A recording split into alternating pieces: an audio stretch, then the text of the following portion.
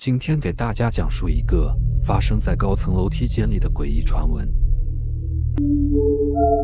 现如今，高楼大厦都配备了方便快捷的电梯设施，因此那些阴暗的楼梯间变得鲜有人踏足。赵丹住在一座宏伟的高楼里，他已经习惯性地依赖电梯来往于楼层。然而，在这个幽静的夜晚，当他下班重返温馨的家时，电梯却在维修中，无法使用。看着幽暗的楼梯间，再想想15楼的高度距离，赵丹心里感到一丝丝的恐惧和烦躁。因为这座楼的楼梯间没有窗户，设计得很阴暗，鲜有人踏足。为了安全起见，赵丹决定拨打电话给她的男朋友高峰，让他下来陪伴她一起走上去。高峰迅速赶到楼下，两人手牵手开始上楼。他们一路欢声笑语，聊着一些家常琐事，以此来减轻赵丹紧张的情绪。当他们跨过第14层楼梯时，高峰的手机突然传来响亮的铃声。他接起电话，但是在电话那头却传来了赵丹甜美的声音：“你怎么还没下来？你在哪？”高峰一听，瞬间惊悚的脸都变白了，他顿时感觉自己的心脏剧烈跳动。他回头看着赵丹，发现她正凝视着自己，然而他的手机里却清晰地传来了赵丹的声音。高峰感到一阵恐惧，他意识到自己面前的赵丹可能并不是真正的赵丹，他甚至不确定眼前到底是什么东西。可是颤抖的他多么希望赵丹能解释一下，然而赵丹却只是静静地凝视着他，始终没有说话，这使得高峰更加害怕。突然，他听到了楼梯上传来的脚步声，越来越近，一步一步，仿佛踏在他的心脏上。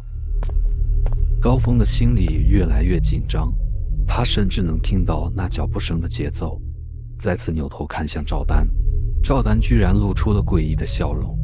他们相识3年，同住2年，他从未见过赵丹这样的笑容。此刻，那脚步声却越来越近，仿佛在他们身后。他想要去拽着赵丹一起逃跑，但是手刚碰到他的皮肤就缩了回来，那是一种彻骨的冰凉。他惊恐地后退几步，突然往楼上跑去。在拐角处，他扭头看了一眼赵丹，还是定定地站在那里，嘴角露着浅笑。这更加剧了他的怀疑，他义无反顾地朝楼上跑去。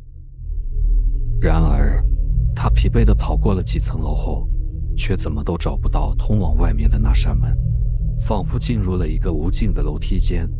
突然，他的眼前映照出一个神秘的背影，这个背影静静地站在昏暗的楼梯间里，面朝墙壁。那个背影显得如此熟悉。慌张的高峰顾不得那么多，猛地侧身从背影身边越过。在那一刹那，他看清了那个背影，居然是赵丹。高峰惊恐万分，瘫倒在赵丹的身边。赵丹那张惨白的没有血色的脸，死灰的眼球，静静地朝下看着他。突然，哐当一声，楼梯间的门被推开了，光线透过门缝洒了进来。高峰一晃神，发现推门进来的居然是赵丹，温柔美丽，依然像平常那样甜美可爱的赵丹。高峰定了定神，不知什么时候赵丹已经到了15楼。再回头看，那个惨白脸色的赵丹已经不见了，楼梯间也不再显得那么阴森冰冷了。赵丹看到高峰瘫倒在地，轻轻地笑着说：“你看你平时都不锻炼，15楼就累倒了。”说着，赵丹扶起高峰回到了温馨的家里。高峰坐在舒适的沙发上，惊魂未定。赵丹看到高峰脸色苍白，就赶紧去给他倒一杯温暖的热水压压惊。高峰庆幸自己死里逃生，激动地诉说着刚才发生的诡异经历，又絮絮叨叨自言自语地说：“不知道楼梯间里到底是什么邪恶的东西。”突然，赵丹像被定住了似的站住了，缓缓地扭头看着高峰，脸色苍白，嘴角露出微微的笑容。轻声说：那你猜猜我是什么？